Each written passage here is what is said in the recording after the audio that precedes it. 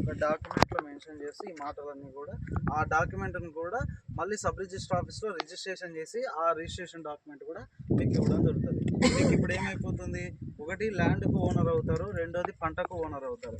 అయిన తర్వాత ఆ డాక్యుమెంట్లు మీ దగ్గరకు వచ్చేసి ఏదైతే మాట ఇస్తున్నామో రిటర్న్స్ తీసుకొచ్చేంత వరకు మాదే బాధ్యత అని చెప్పేసి ఆ డాక్యుమెంట్ కూడా మీ దగ్గరికి ఉంటుంది. అమౌంట్ ఒక్కళ్ళని ఎలా పెంచుతారు ఏంటని చెప్పేసి లైవ్ సీసీ కెమెరాస్ యాక్సెస్ కూడా మీకు ఇవ్వడం జరుగుతుంది. ఇప్పుడు మీరు అక్కడ కార్ ఆపిన తర్వాత అక్కడ కూడా సీసీ కెమెరా ఉంది, అక్కడ సీసీ కెమెరా ఉంది, అక్కడ సీసీ కెమెరా ఉంది. తర్వాత లాస్ట్ ప్రతి వెంచర్లో 3-4 సీసీ కెమెరాలు ఉంటుంది. ఇది పూర్తిగా గవర్నమెంట్ సర్వేలెన్స్లోనే సీసీ కెమెరాస్ అవుతుంటాయి అన్నమాట. అది గవర్నమెంట్కి, తర్వాత కంపెనీకి, కస్టమర్కు లింక్ యాక్సెస్ ఉంటుంది. నెంబర్ 1. రెండోది ఏంటంటే ఇది పూర్తిగా పెంచేదంతా కూడా అగ్రికల్చర్ డెవలప్మెంట్ ఆఫీసర్ల పర్యవేక్షణలోనే దీన్ని పెంచడం జరుగుతుంది అన్నమాట. ఎందుకంటే ఎవరు పడితే వాళ్ళు పెంచడానికి ఇది మామూలు పంట కాదు, ఖరీదైన పంట. ఈ మొక్క ఖరీదైన మొక్క, అరుదైన మొక్క. దీన్ని పెంచాలి అని అంటే అగ్రికల్చర్ డెవలప్మెంట్ ఆఫీసర్ సమక్షంలో సైంటిస్టులను పెట్టి మనం పెంచడం జరుగుతుంది. ఎందుకంటే ఆషామాషగా పెంచితే మనం ఎటుపడితే అటు పెంచితే మనకు సరైనటువంటి వుడ్ అనేది రాదనమాట. సో ఈ ఎర్రచందనం అనేది ఏంటంటే మనకు నల్లమల్ల ఫారెస్ట్ అనుకున్నటువంటి ఈ బెల్ట్లో, శేషం ఆడుకున్నటువంటి ఈ బెల్ట్లో మాత్రమే ఎర్రచందనం పంట వస్తుంది. ఈ భూమండలంలో ఎక్కడ తిరిగినా కూడా రాదు.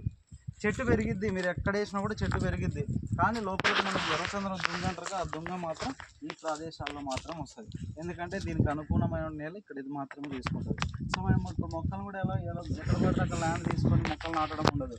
ఇక్కడ ఎర్రచందనం పండుతుంది అని చెప్పేసి మనకు భూసార పరీక్ష రిపోర్ట్ వచ్చిన తర్వాతనే ఇక్కడ ఎర్రచందనం ప్లాంటేషన్ చేయడం జరుగుతుంది. ఇప్పుడు ల్యాండ్స్ కూడా 1986 నుంచి లీగల్గా అడ్వకేట్లను పెట్టి వెరిఫికేషన్ చేసి ఇది పక్కాగా రైతుల నిర్ధారణ అయిన తర్వాతనే ఈ భూములను కంపెనీ కొనుగోలు చేసి డైరెక్ట్గా మీకు రిజిస్ట్రేషన్ చేసిస్తుంది.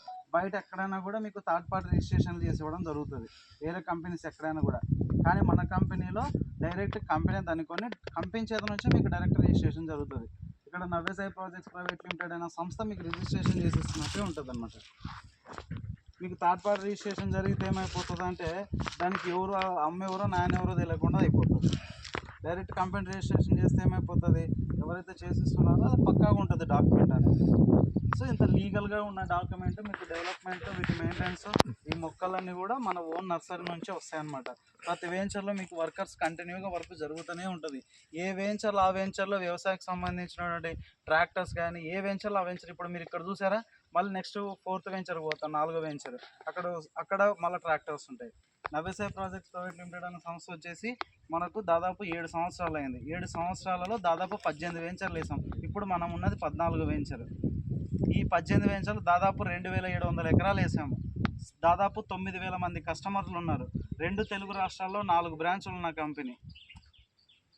ఇక్కడ మేము ఎర్రచందనం ఏదైతే ఉత్పత్తుల తయారీ ఉందో, వేల దశాబ్దాల కాలం నుంచి కూడా భారతదేశంలో ఎర్రచందనం ఉత్పత్తుల తయారీ లేదు.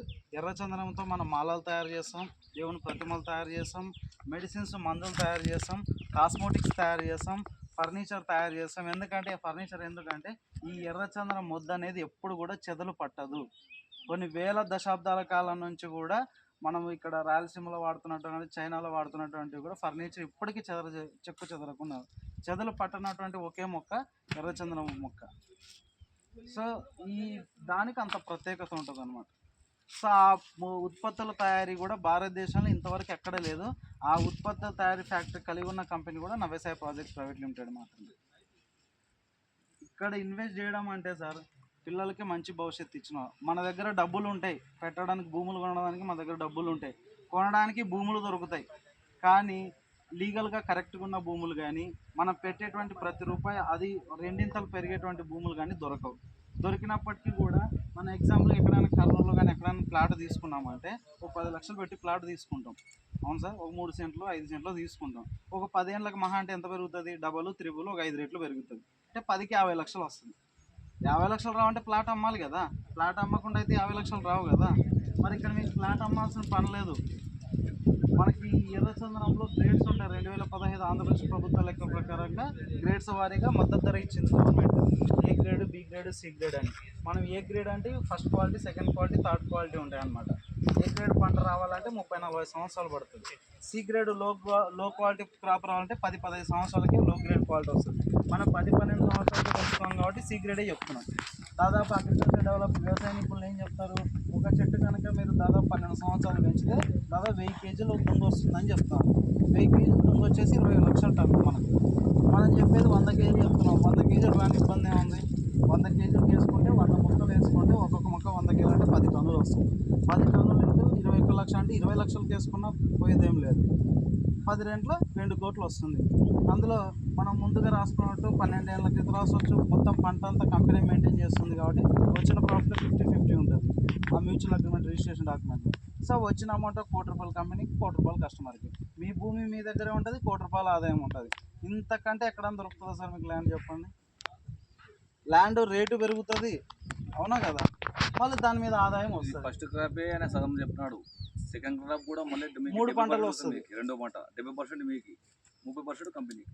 ఈ నర్సరీ ఉందన్న, ఇది నర్సరీ అంతా కూడా అన్నమయ్య జిల్లాలో మన ఓన్ నర్సరీ. దాదాపు 3 లక్షల మొక్కలు నాటుతున్నాం మనం. శ్రీశైలం ఫారెస్ట్ నుంచి విత్తనాలు తీసుకొని ఆ విత్తనాలు ఈ టైప్ ఆఫ్ అంటే మనకి ఈ సైజు రావాలంటే 1.5 సంవత్సరం పడుతుంది మనకు. ఆ సైజు వచ్చిన తర్వాత మనకు మొక్కలు నాటడానికి ఉంటుంది. దాదాపు మనకు 2-3 ఫీట్ దాకా లోపలికి వెళ్ళిపోతాయి చెట్లు. సో మీకు ఎక్కడ చెట్లు చనిపోయినా కూడా మళ్ళీ రీప్లేస్ చేయడం జరుగుతుంది. సో మొక్కలు నాటిన దగ్గర నుంచి పెంచడం, పెద్ద చేయడం, కటింగ్ చేయడం, దాన్ని అమ్మడం కంపెనీ, కొనుగోలు చేయడం కూడా కంపెనీ. కొనుగోలు చేసిన తర్వాత ఆ ఎర్రచందనంతో తయారైనటువంటి ఉత్పత్తులు ఏవైతే ఉంటాయో మనకు, మా సోప్స్ కానీ, కాస్మోటిక్స్ కానీ, ఇవి మాలలు, tea powder, soaps, cosmetics, furniture items, ఇవన్నీ తయారు చేస్తున్న కంపెనీ కూడా నవ్యసాయి ప్రాజెక్ట్స్ ప్రైవేట్. భారతదేశంలో వేల సంవత్సరాల కాటి నుంచి కూడా ఎర్రచందనం ఉత్పత్తుల తయారీ ఇంతవరకు లేదు. పెద్ద పెద్ద బడాబాబులు ఉన్నారు, రిలయన్స్ కంపెనీలు ఉన్నాయి, టాటా కంపెనీలు ఉన్నాయి, ఏ ఉన్నా కూడా ఎవరికి ఇంతవరకు central government, state government manufacturing permissions ఇవ్వలేదు. మొట్టమొదటిసారిగా మన కంపెనీకి ఎందుకు ఇచ్చింది? ఫార్మింగ్ ఇన్ని వేల ఎకరాల్లో ప్రకృతిని పెంచుతున్నాం కాబట్టి. వాళ్ళు వ్యాపారం, ఇక్కడ వ్యాపారంతో పాటు ఏం చేస్తున్నాము? రాబోయే తరాలకు మంచి గాలిని ఇస్తున్నాం, ప్రకృతిని ఇస్తున్నాం, ఆక్సిజన్ ఇస్తున్నాం, నీటిని ఇస్తున్నాం. అన్ని విధాలుగా మనం భూమిని కాపాడుతున్నటువంటి వాళ్ళం మనమే.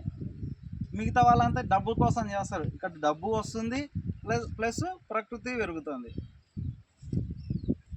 సో మనకి ఇక్కడ ఆ విధంగా ఉంటుంది. మనకి ఇక్కడ 3 ఉన్నాయి, 67,